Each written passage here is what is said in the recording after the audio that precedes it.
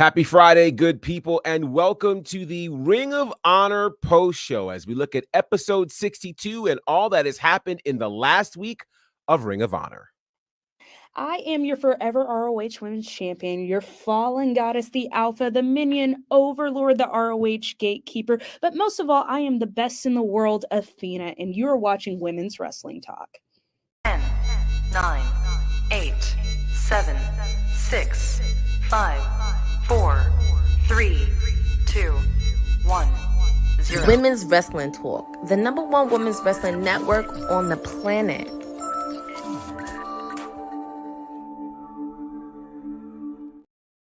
Happy Friday, good people, and welcome to the Women's Wrestling Talk Ring of Honor post show. I am your Professor Gerard Bonner. I hope that you are doing well as we prepare to talk about all things that happened this week in Ring of Honor. It's been a wild day already. And so hopefully this will all kind of make sense in a little bit. But I'm not alone. I am joined, of course, by the boss lady, who, if you watch WWT Live, you don't get to see her much anymore. But I pulled her out. She's hanging out with us this morning. It is the boss lady, TK, the real TK Trinidad. Wow, the shade. I've been getting hit with shade all week by all sorts of people. Damn. Hey, but you know what it is? The people miss you. They miss you. I mean, yeah, but I got to pay these bills. How do you think we all hit? I mean, I understand that. Said wants all this money and all this stocks and stuff. They have to get paid somehow.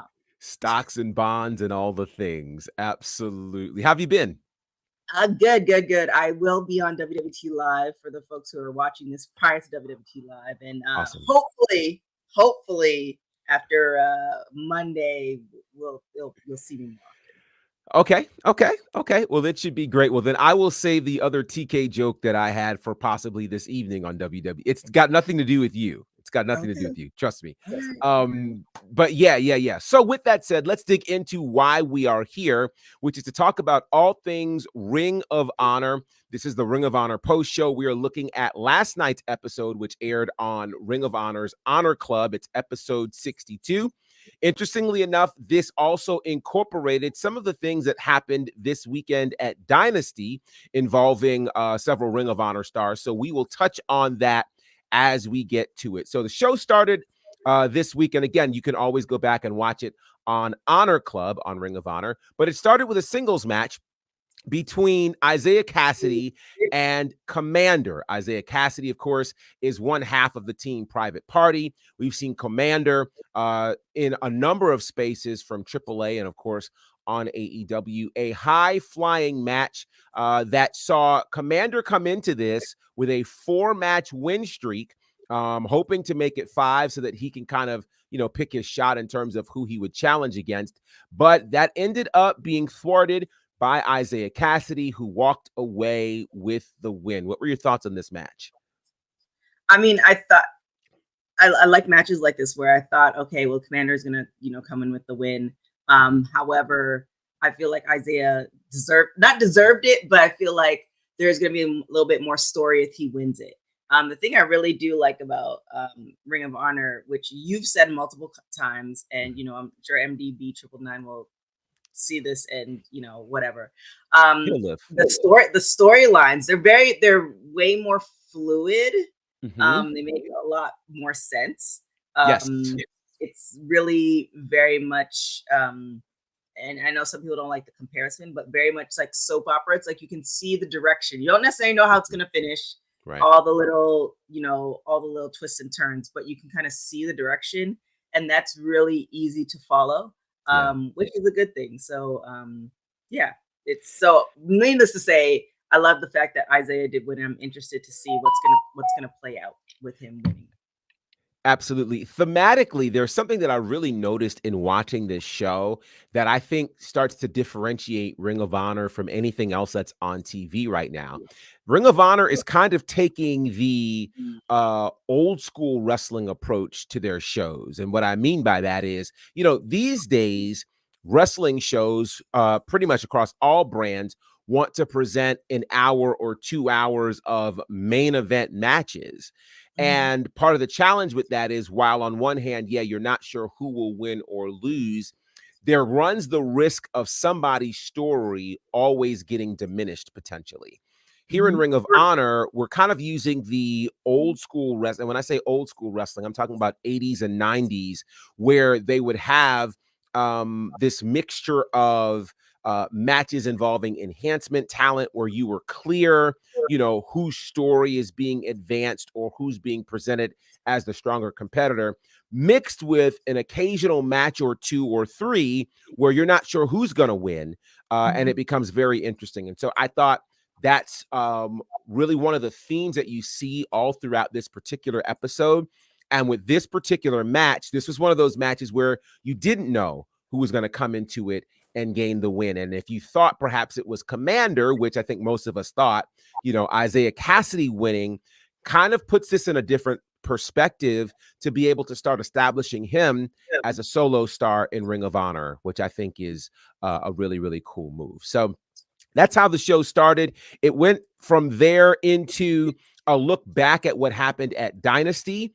And I've really actually been looking forward to this particular part of the show. We're at Dynasty during the 0 hour. The main event of the 0 hour saw a literal unification of the 6-man and trios championships between Ring of Honor and AEW. Coming into this, the Bang Bang Gang, which of course is I know yeah it is Jay White and the Guns took on the team of Billy Gunn and the Acclaimed. Billy Gunn and the Acclaimed held the AEW trios titles. This team held the 6-man titles. And unlike several occurrences before, where AEW would say a match was a title unification, and it really wasn't, this one actually was. So we now have the 6-man tag championships from Ring of Honor and the trios championships from AEW merged into what's now known as the Unified Trios Championships, now held by Jay White and the Guns. I'm curious to your thoughts in terms of what you think this is going to mean for the 6-man division in both AEW and Ring of Honor. Yeah, I was like, it's always great when you have titles for people to win, right? You know, it's like we always call, or not we always, but it's like, you know, especially for instance, the women's division, it's like we call for certain titles, like, oh, well, we need an additional title because we have so many people. I feel like this decision was made is because they might be doing away with the titles. Like, obviously, there's a unification. So now they go back and forth between AEW and ROH. But I feel like there's something bigger afoot. And I don't necessarily know if the trio, like, I don't know, you've watched way more wrestling than I have, but the trios championship to me looked great in like Lucha Underground. Yes. Right. Whereas here it's just kind of like, okay, then what next? It's just, there's something missing. So I feel like the unification was just like, okay, well, there's too much going on. Let's bring it together. And then also let's decide if this is going to be a thing a year from now. That's what it feels like. However, I think the best men win. I believe that I like the Bang Bang Gang. Be glad that Seth is not here right now. Oh my gosh. It's so shout out to Evan T. Mac. I can't even talk about that conversation, but I like the look, the aesthetic to them, obviously. But I feel like they embody it. They have the personality for it. However, I just don't know if the titles are going to last. I think, you know, for all the things we say about the fake TK, there's just a lot of things that are happening. That's just business. Like if you look at any major, if you look at WWE and, you know, all the years that they went through turmoil and success, that's just the nature of business.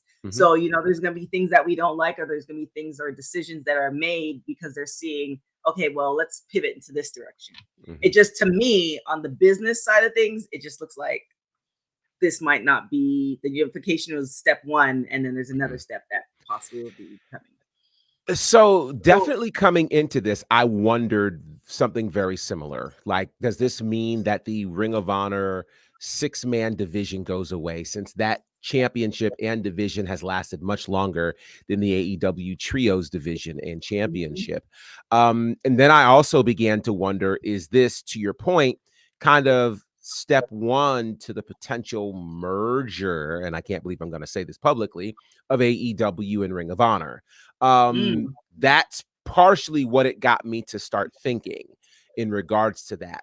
Now, what may have really kind of thrown me off from that is that this particular show, amid all of the, which again, I say, the Ring of Honor broadcast really does a good job of telling stories. I would argue even better than what AEW currently does, telling stories throughout their show that makes sense. And so to start the show after the first match with this footage, the commentary, but then throughout this show, they literally had 3 separate matches involving trios teams or six-man teams. And in that, they referenced all of these teams that won and that they could all become contenders for this unified trios championship, which says to me that at least for now, there appears to be still a commitment from Ring of Honor to this trios division, six-man division. And I think that the trios that are in Ring of Honor seem to be a lot more coherent than what's going on in AEW. It feels like in AEW, we're just throwing people together and calling them trios, as opposed to this scenario in Ring of Honor, where we're getting actual teams formulating and becoming champions, or at least becoming contenders, such that you go, yeah, I want to see this, you know? Right. So that served as the lead-in to the next match, which again, I thought they put this show together well, because you get a trios match, which makes sense following this. And in this trios match, you had Dark Order, which was Alex Reynolds, John Silver, and Evil Uno, taking on Top Flight and Action Andretti. And I got to say, this was probably one of the best matches on this card. This match, high-flying, nonstop action, and it really showcased what the trios or six-man division can really be, with 2 teams that regularly operate together. I thought it was an amazing match. We eventually did see Action Andretti and Top Flight walk away with the win. And we know now that they will be getting a title shot at the Unified Trios Championships this Saturday night on a live episode of Collision. What did you think of this trios match, and kind of, again, what it potentially says for the trios or six-man division in Ring of Honor? Well, the match was great. I mean, I always guarantee great match. And we've talked about this on WWE Live. It's one of those things where it's just kind of like you were earlier saying, are they, almost unifying AEW and ROH, which now, after watching ROH consistently, I hope they don't do. Right. And the annoyance of, and we've talked about this as well, as far as, them taping and them taping at AEW events, and then also bringing some AEW and ROH folks, like there's a crossover, which I'm happy for, get the appearance and, hopefully the additional check. However, it's just confusing to folks, because if you really want to see, the Minions and Athena, you're going to find them more on ROH than AEW, but with some other folks, it's not necessarily the case. So I don't know. I'm curious as to, I don't know. I'd be interested to see how Tony Khan operates, if he has like a white wall of this is the direction. I'm sure there's something somewhere. But I'm hoping it's not the latter, where it's kind of like it's the trios champion. It could be the trios championship, and then they go between AEW and ROH, kind of like how they did the women's tag for WWE for a moment. But I hope not. But needless to say, the match was great. I feel like I think this is gonna be like on repeat for the rest of the show. Like 90% of the matches were like really great and top tier, and it's almost overwhelming for so many matches under an hour and a half to take it all in, because you're not used to seeing that. Sometimes like with, you know, WWE, you might get 2 or 3 matches in a 3 hours, like a 3-hour setting. So it's just like, wait, there's no moment to like, you know, go and get popcorn or go and walk your dog. It's like, oh no, there's another match right after. Which is a good thing, just different. Yeah. Yeah, and it's funny that you mentioned that because you're right. Ring of Honor, for the 90 minutes or 2 hours, depending upon the episode that you get, it is all wrestling all the time. There are really basically no commercial breaks. They're not selling any product except for, you know, the occasional mention of the upcoming AEW pay-per-view. There will be some interviews in between, but no long bathroom breaks for sure when you're watching this show, which I think is interesting. And I do think that perhaps, you know, to your point, maybe the separation or the unification, I should say, of this 6-man and trios divisions is to make it where there's one set of champions that goes between both brands, which I can live with as long as that doesn't become the template for the rest of what happens between AEW and Ring of Honor, because I do think Ring of Honor has a much stronger 6-man division than AEW has trios division. So I mean, there's they're that. already there, so. Yeah, I mean, we are already there. So there's that. From there, we get into another, I think, strength of Ring of Honor, which is their women's division. And of course, yes, they did fight these guys, the Dark Order. So we get into a women's match following this, which I think is an interesting match on a lot of fronts, especially if you've paid attention to women's wrestling talk over the years, because you have Anna Jay, who, again, is still relatively new in the business, a couple of years in, versus a literal veteran, Allison Kay, former NWA Women's World Champion, former NWA Women's Tag Team Champion. And this match was interesting to me for a few reasons. Long story short, Anna Jay walks away with the win. And this at least is the second consecutive week that Allison Kay loses to a Ring of Honor / AEW women's talent. Last week, it was Abaddon. This week, it's Anna Jay. I guess my question is, what are your feelings on the placement of Allison Kay in Ring of Honor these days? Well, we'll also shout out to, because we didn't do a show last week, but shout out also Correct. to Marty Bell. She was on last week. Yes. ROH. I believe Anna Jay is signed to AEW. She is. And I don't think Allison Kay is. Correct. And so that's kind of one of those things where I don't know. So it's kind of like bringing up a whole different promotion. We're talking about TNA, and we have SDL versus Jordan Grace. To come to find out, which I didn't even think about, SDL's not signed to Impact. Right. She's not on a contract, so it makes sense why Jordan would retain. Which then kind of throws everything off, because it's like, okay, well, are you committed to SDL being there? Which is now brings it back to Allison Kane and Anna Jay. I mean, the contracts with AEW and TNA are vastly different to WWE, obviously. So when you sign somebody, you at least know that they're going to be there for a long period of time. Obviously, they're going to go to other promotions, but I don't know. It's kind of almost like, was it Dark Hour that they had back in the day on YouTube? You bring in, you know, enhancement talent, but instead of bringing in enhancement talent, you're bringing in, you know, vets, which is great. But then it's like, it's kind of like the dark secret that we're not going to find out unless somebody puts a book about it.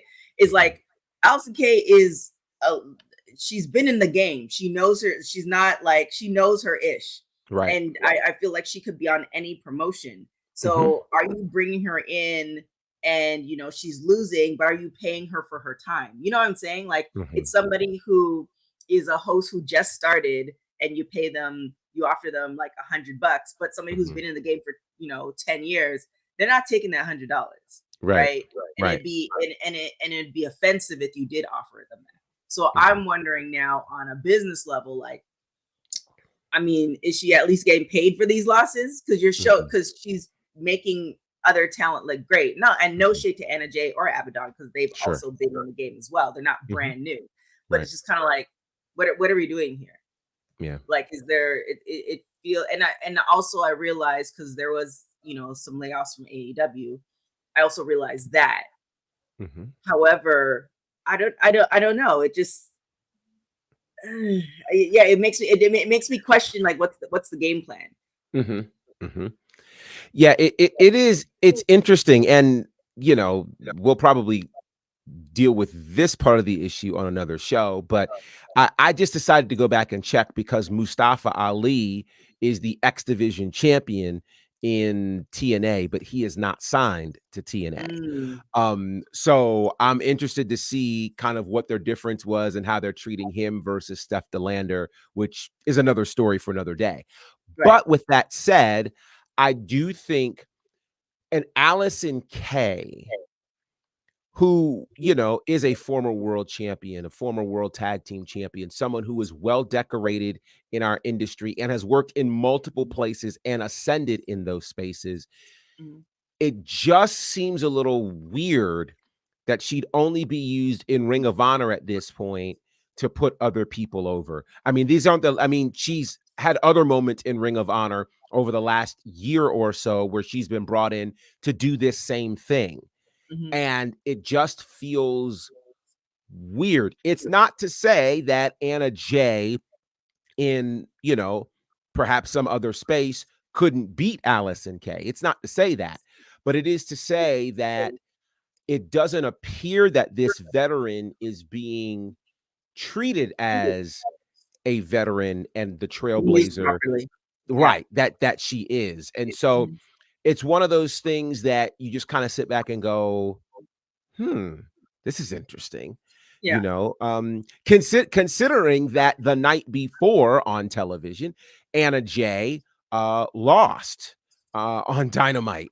So it's like she lost to I don't want to get her name wrong because I feel like I'm about to get her name wrong. Mira Shirakawa, I think, is who I think that's who that was. But she's the tag partner of Mariah May, right? Mm, Like, so you lost to her Wednesday night, but you beat Allison Kay Thursday night. Allison Kay, far more experienced, far more decorated.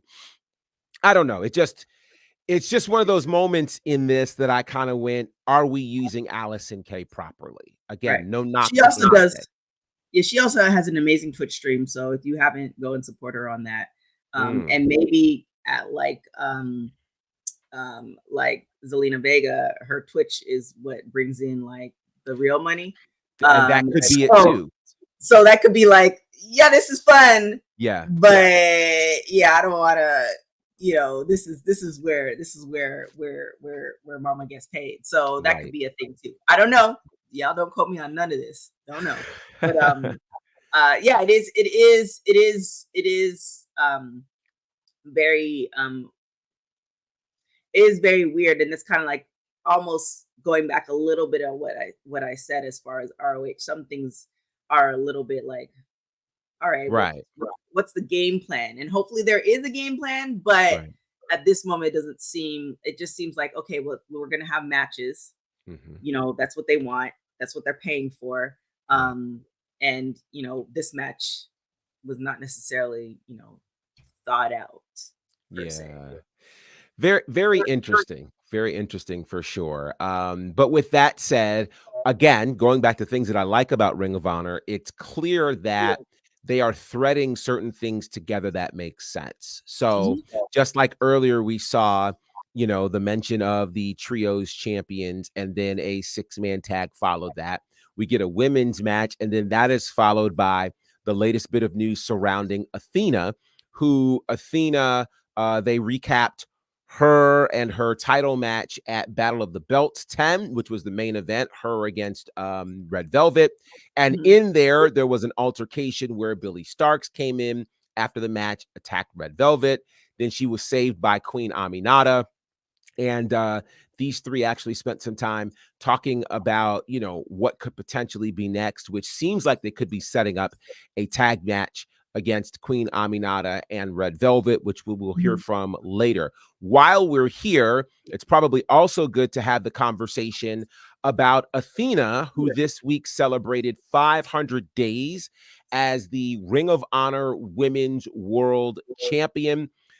what are your thoughts on this reign from Athena, and what happens now? I think we were asking what happens now when she hit 400 mark. 500 is great. I feel like 500 is great.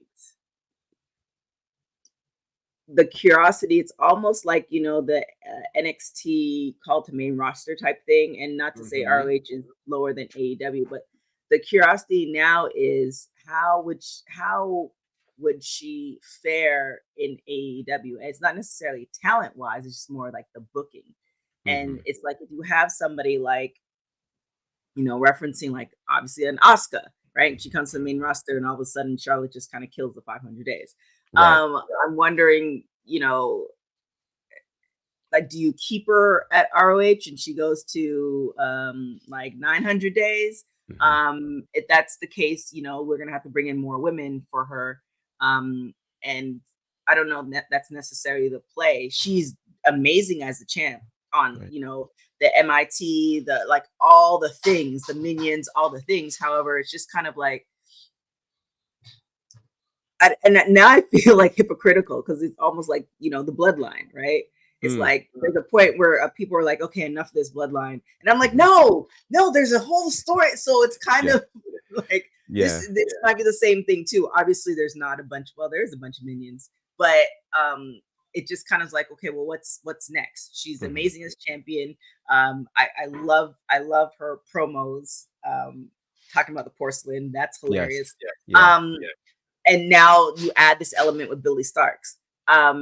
It's great, but then it's just kind of like, okay, well, what, like, how does this story end? And as somebody who admittedly reads the back of the book first and who will fast forward through a movie to find out the ending and then go back to the midpoint, I'm, you know, particularly curious as far as like, how is this going to play out? Are we going to hit 900 days, which is fine. It's going to be a great thing for Athena, but is it going to be like matches that we don't really remember? It's interesting, and I think this is one of those spaces where Ring of Honor is, I won't say in a pickle, but they are in a decision-making space.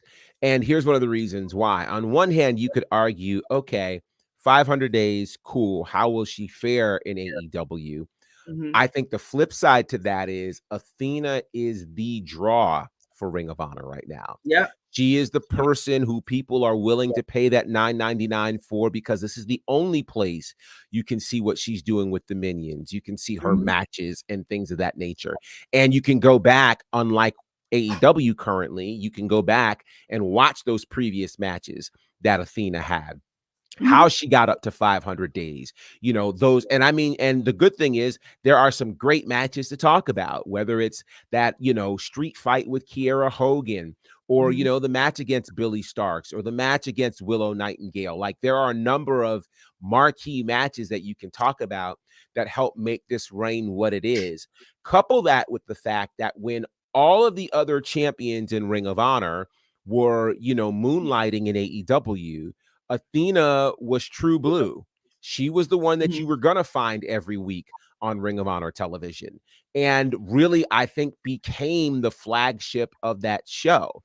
So I think it's interesting in terms of what happens now. I don't know that anybody in Ring of Honor is not just able to take the women's title from her, but is able to take that space of being the draw of Ring of Honor. I think everybody has, every brand has that one person that they build the brand around, that becomes the must-see figure on your weekly television program. And head and shoulders, Athena is that one, way above Eddie Kingston, way above Mark Briscoe, way above anybody else in that brand. And so I think that's what will make this interesting. They have to come up with some more stories for her, and maybe, you know, Queen Aminata, Red Velvet is part of the next chapter of the story for Athena and the minions in training. Okay, we're going to try to speed along because I know we've got to wrap things up in just a little bit.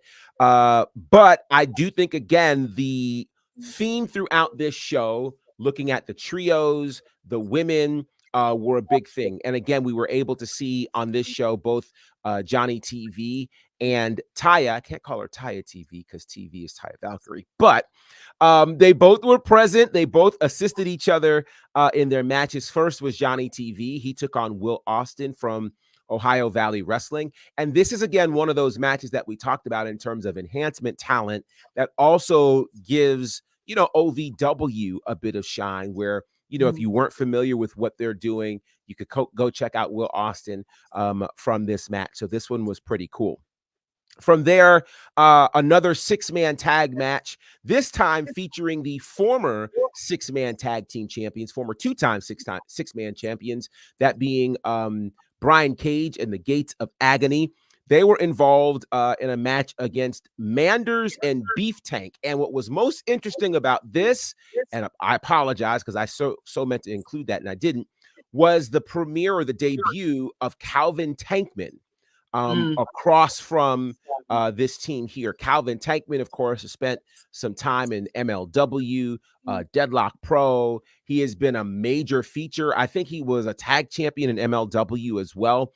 And so seeing him on Ring of Honor television is really cool. With that said, though, I think we're going to have to be talking at some point about this team here and potentially getting a rematch for those trios titles because they looked extremely dominant last night in that match. Let's move forward quickly because kind of almost the next 6-man team was a vignette that we've been seeing over the last few weeks with the premier athletes, that being Tony Nese, Aria Davari, and Josh Woods. I want to get your thoughts on these vignettes and, what do you think can be done with these premier athletes? Or are they kind of never going to escape that place that they have been all of this time? I mean, I love a good the vignettes are great. It's what you do after the vignettes. It's almost kind of the equivalent to oh my god, I forgot what they called it. Practice champs. I don't know if they use that term anymore, but practice champs is the one who like they're the ones in practice, they're talking all the smack, they're they look good, all this other stuff, but then they get to the real race. And it was kind of I got there's one guy I used to run track with, like just Adonis. Wow. Got to the race, just tanking in the 400. Wish him well. However, I kind of like these are kind of like what the vignettes are for me. It's like you have these amazing vignettes, like you think of, speaking of Taya Valkyrie going to WWE when she did the Frankie Monet thing. The vignettes were great, but then when she got to the main stages, no fault of her own. So don't do all that. No fault of her own. They couldn't just figure it out. Right. So I feel like with the vignettes, it's like when you have a good vignette, especially when it tells a story and it kind of piques your interest, which this one does for me. It's just kind of like, okay, well, when we now get into the real deal of the matches and having matches against people and telling the story beyond the vignettes. So now this is introducing us to them. What's next? So that's what I'm kind of like curious on. But it makes me curious as to see what's going to happen. So good vignette nonetheless. Absolutely. So we'll see what happens with the premier athletes. That was followed by another women's match. And this one was interesting for a few reasons. Yuka Sakazaki taking on Layla Gray. Now, Layla Gray, for fans of AEW and Ring of Honor, you likely remember her as one of the baddies, once with Jade Cargill. Interestingly enough, when she came down to the ring, she made sure she told us that she's always a baddie. So she's kind of the last of that crew holding on to that. Kiera Hogan, of course, is doing her own thing right now, but Layla Gray holding on to this baddie piece. She had done some great things in OVW as well against Yuka Sakazaki. A very entertaining match that saw Sakazaki walk away with the win. I guess my question is, how well do you think Layla Gray can be positioned again after this whole baddie situation that she's holding on to? What kind of future do you see for Layla Gray? It's so funny. I was talking to your friend Kane about this a couple days ago. Wow.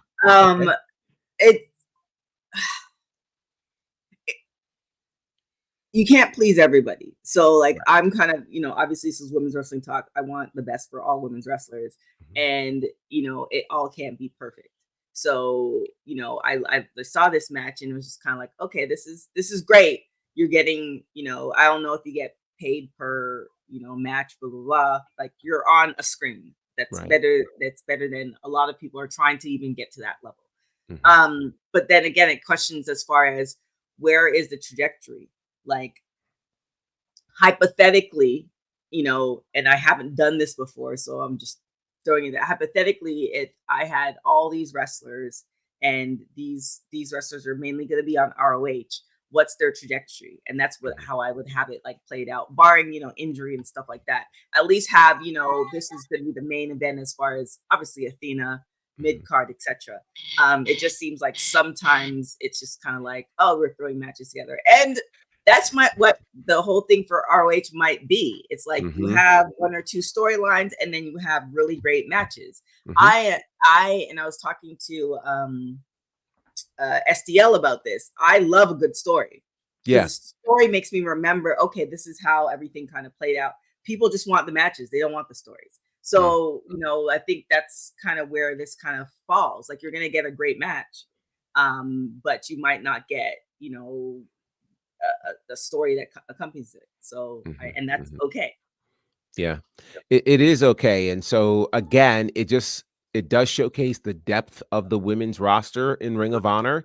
But again, the question ultimately becomes, and we'll see obviously over the next few weeks, will we continue to see Layla Gray? Will we continue to see Yuka Sakazaki? And I am intrigued about the Layla Gray piece because again, we saw her so heavily involved at one point with the baddies and on AEW television and being, presented strongly.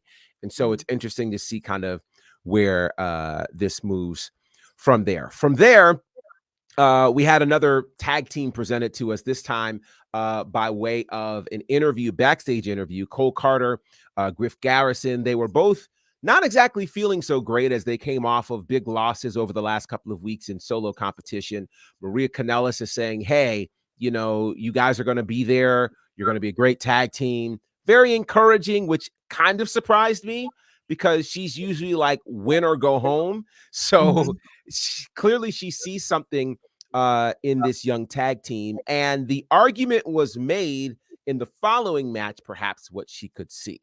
Following match was one of the main events of the night. It was a proving ground match between the current champions, the Undisputed Kingdom, and the Outrunners. Now, we've been talking about story. There's a lot of interesting story connected to this, and we can kind of quickly connect the dots. For one, the Undisputed Kingdom, the last proving ground match they had is against a team called the Infantry.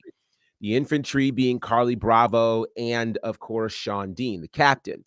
That was one of the few proving ground matches that went the distance. So for those of you who might be new to Ring of Honor, proving ground matches are kind of your non-title matches, but they all have a 10-minute time limit. If the challenger either defeats the champion or goes the full 10 minutes, then they now qualify for a future title shot. So in this previous match that happened with the Undisputed Kingdom and the Infantry went the full 10 minutes, and that earned them a title shot at Supercard of Honor. The Infantry and the Outrunners have been involved in a bit of a tag team war for a couple of months now, with the Outrunners stealing some of the moveset from the Infantry and the like. So the question now is, could the Outrunners do what the Infantry did and take the Undisputed Kingdom either to the full 10-minute time limit or actually get a win and earn a title match? The match ended up going about 7.5 minutes. The Outrunners actually did a great job in this match, and we all thought they'd end up winning. But the Undisputed Kingdom used some nefarious tactics, pulled the tights, and won the match, defeating the Outrunners, which I thought was interesting. What were your thoughts on this tag team match? I'd like to shout to commentary. Oh, yes. The comedy in it was great as far as talking about the Outrunners. Them saying they're new to the game, which they very much aren't.